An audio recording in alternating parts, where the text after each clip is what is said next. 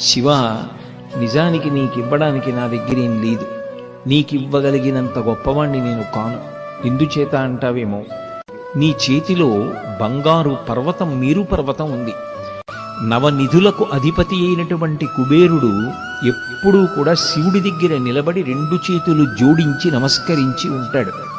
ఎప్పుడైనా శివుడికి ఏమైనా సేవ చేసుకునే భాగ్యం కలుగుతుందేమోనని.